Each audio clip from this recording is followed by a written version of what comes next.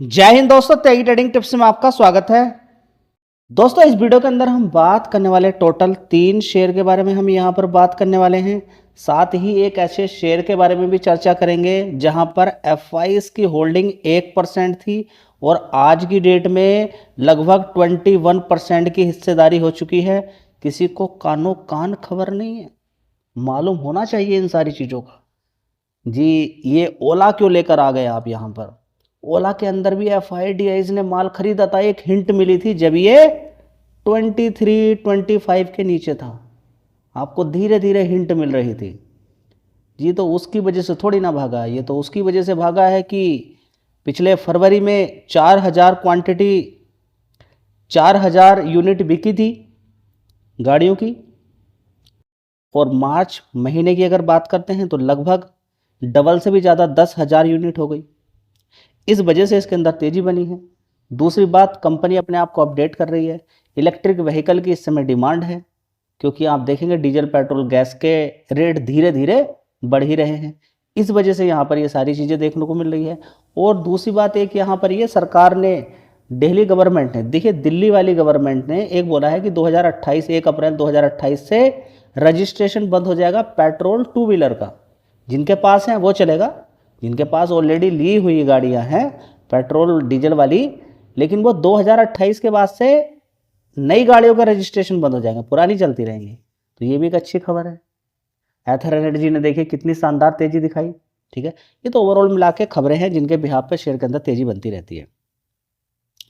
तो सबसे पहले हम यहाँ पर देखेंगे कि इस कंपनी के अंदर किस तरीके से एफआईडीआईज की होल्डिंग बढ़ी और एक हिंट आपको मिला था। चलिए मैं आपको दिखाता हूँ।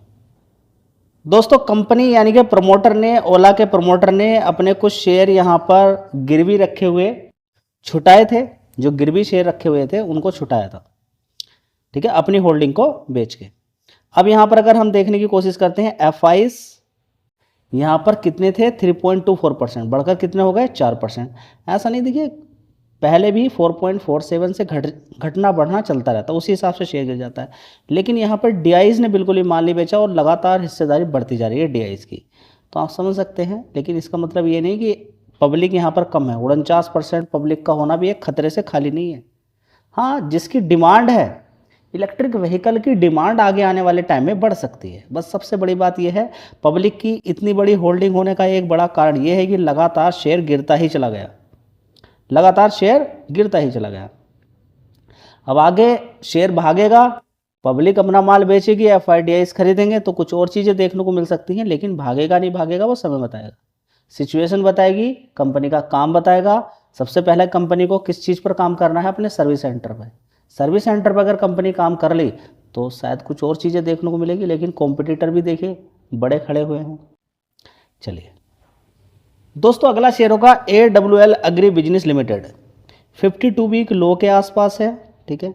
तो थोड़ा सा ध्यान लगाएं, इसका मतलब ये नहीं कि भागेगा ही, फोकस कर सकते हैं। देखिए ऐसे ही शेयर जो गिरे हुए हों, जिनके अंदर बड़ी गिरावट हो गई हो, मजबूती उनके पास हो, एफआईडीआईज खरीदारी कर रहे हों, ऐसे ही थोड़ा फोकस करना पड़ता है। अब देखिए टॉप पे खरीदोगे तो क्या मिलेगा? किसी ने अगर 800 पे खरीदा होगा तो क्या मिला उसको? कुछ मिला?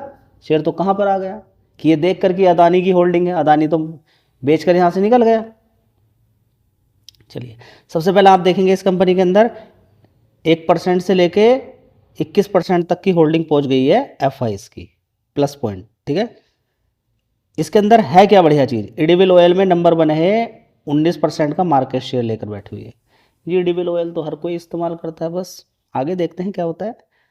कैस्टोर एक्सपोर्ट्स की बात करें, नंबर 1 है, 27% का मार्केट शेयर। ओलियो केमिकल में आप देखेंगे नंबर 1 है, किसके अंदर? 34% का मार्केट शेयर है स्टेरिक एसिड के अंदर, और 18% का है ग्लिसरीन के अंदर।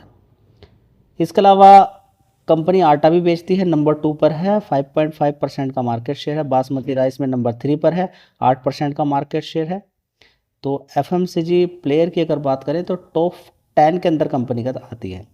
ज्योग्राफिकल स्प्लिट की बात करते हैं तो डोमेस्टिक से ही कंपनी को 88% का बिजनेस यहीं से निकलता है, इंडिया से ही। बाहर से कितना आता है? 12% का, ठीक है। इसके अलावा और भी बड़ी बड़ी जानकारियां इस कंपनी के बारे में मैं कई बार आपको दे चुका हूं।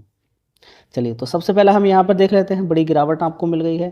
कंपनी के फंडामेंटल भी इतने ख़राब नहीं है, लेकिन हाँ उतने बढ़िया नहीं है, लेकिन क्योंकि गिरावट हो गई है तो उस हिसाब से आप जज कर सकते हैं। फिलहाल मैं आपको इसके अंदर दिखा देता हूँ कि किस तरीके से एफआईज यहाँ पर अपनी होल्डिंग को धीरे धीरे बढ़ा रहे हैं। दोस्तों 23,000 करोड़ का मार्केट कैप है AWL एग्री बिजनेस लिमिटेड का। एक साल पहले अगर देखेंगे 16,800 करोड़ का रेवेन्यू आता था, उसके बाद 18,000 करोड़, उसके बाद 17,000 करोड़, उसके बाद 17,600 करोड़, उसके बाद 18,603 करोड़। इंप्रूवमेंट देखने को मिला है, लेकिन खर्चे तो बराबर ही हैं। 18,050 करोड़ का खर्च दिखाती है कंपनी, तो खर्चे कम नहीं होंगे तो फिर प्रॉफिट कहाँ से दिखाई देगा। 553 करोड़ का कंपनी ने दिखा दिया यहाँ पर ऑपरेटिंग प्रॉफिट। उससे पहले 688 था, उससे पहले 366, 458 करोड़, उससे पहले देखेंगे 792 करोड़। तो ओवरऑल मिला के ऑपरेटिंग प्रॉफिट के अकॉर्डिंग तो 2 बार तो अच्छा ही यहाँ पर ऑपरेटिंग प्रॉफिट आया है। अब यहाँ पर नेट प्रॉफिट देखते हैं 269 करोड़ का हो गया है, जो कि इस क्वार्टर से अच्छा है, इस वाले क्वार्टर से भी और इस क्वार्टर से भी बढ़िया है, और एक साल पहले वाले क्वार्टर से कम है। जी क्या करें, देखिए गिरा हुआ शेयर है, सबसे प्लस पॉइंट आपके पास ये है इस कंपनी के अंदर।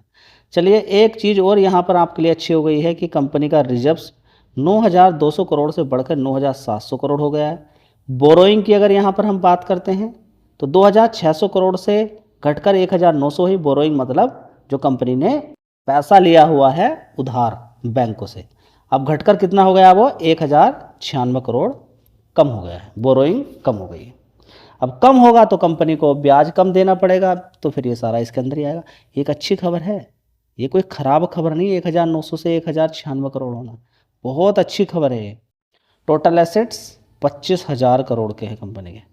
चलिए, जिस मेन पॉइंट्स के लिए आप वीडियो देख रहे हैं उसको भी आप देख लीजिए कि प्रोमोटर की होल्डिंग तो यहाँ पर घटी है क्योंकि माल बिका है। एफआईज की यहाँ पर देखिए 21% की हिस्सेदारी है। कभी पहले कितनी की होती थी, 14% की। आपने तो 1% बोला था, देखिए 1% ही होती थी 2023 के अंदर, और 2023 में सितंबर में 0.63% की हिस्सेदारी थी, यानी कि लगभग आधा % की हिस्सेदारी थी। आज की डेट में 21% की हिस्सेदारी है।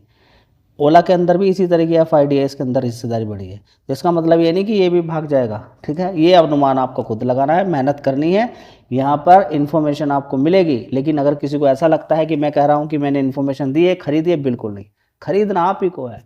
उसमें प्रॉफिट लॉस नुकसान जो भी होगा आप उसके लिए जिम्मेदार हैं। स्टॉक मार्केट तो रिस्की है, आप आए हैं एक रिस्की जगह पे, रिस्क हम कर सकते हैं।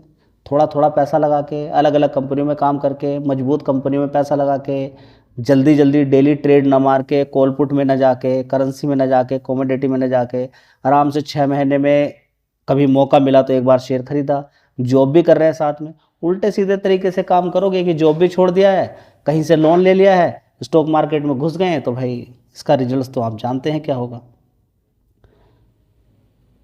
हम तो बहुत परेशान हैं, आप में से बहुत सारे लोग कहते हैं हम तो परेशान हैं गिरावट पे, खरीदे नहीं खरीदे। नहीं, आप तो तेजी में ही खरीदने वाले होंगे। इस शेयर को देखिए 9% की तेजी बन गई है। आप सिर्फ एक महीने का चार्ट पैटर्न इसके अंदर देख लीजिए, लोअर लेवल यहाँ पर देख लीजिए 117, और अभी की तेजी उठा के देख लीजिए, आपका दिमाग घूम जाएगा। 44% की तेजी इसके अंदर बन चुकी है 30 मार्च से लेकर 13 अप्रैल। जी 44%, जी हाँ, इसलिए होल्डिंग किया जाता है। होल्ड करने के लिए जो बोला जाता है इसलिए ही बोला जाता है, एवरेज करने के लिए जो बोला जाता है इसलिए ही बोला जाता है, लेकिन सारा काम बढ़िया कंपनी के अंदर है। तो 44% सिर्फ 10 दिन 12 दिन के अंदर तेजी बन सकती है आपके शेयर के अंदर भी, अगर मजबूती उसके अंदर है। ये शेयर के अंदर भी देखिए ज़बरदस्त गिरावट हुई थी, नीचे की साइड में ये भी 81 रुपये के आसपास था, भागते भागते पहुंच गया कितना था, 291 रुपये। उसके बाद गिरावट पूरे मार्केट के अंदर गिरावट ही चल रही है। अब इसने देखिए 44% के रिटर्न आपको बना के दे दिए। ओला ने भी आपको देखिए 80% 85% तक के रिटर्न आपको बना के दे दिए 10 12 15 दिन के अंदर। जी गिरावट तो कितनी हो गई है, देखिए होती है, ये सारी चीज़ें आपको देखने को मिलेगी। बहुत सारे शेयर्स ऐसे होंगे जिसमें आपने पार्टिसिपेट नहीं किया। आप में से न जाने कितने सारे लोग होंगे जिन्होंने ओला नहीं खरीदा होगा, लेकिन हाँ ओला की बुराई जरूर सुनी होगी, बहुत कुछ सुना होगा, इसलिए वो नहीं खरीदा है। जब भी कभी लगे कि शेयर रिस्की है या मजबूत शेयर है, गिरावट मिल रही है, डर लग रहा है, कम पैसा लगाना सबसे बेस्ट तरीका है। ओला का शेयर गिरकर 100% ऊपर चढ़ गया,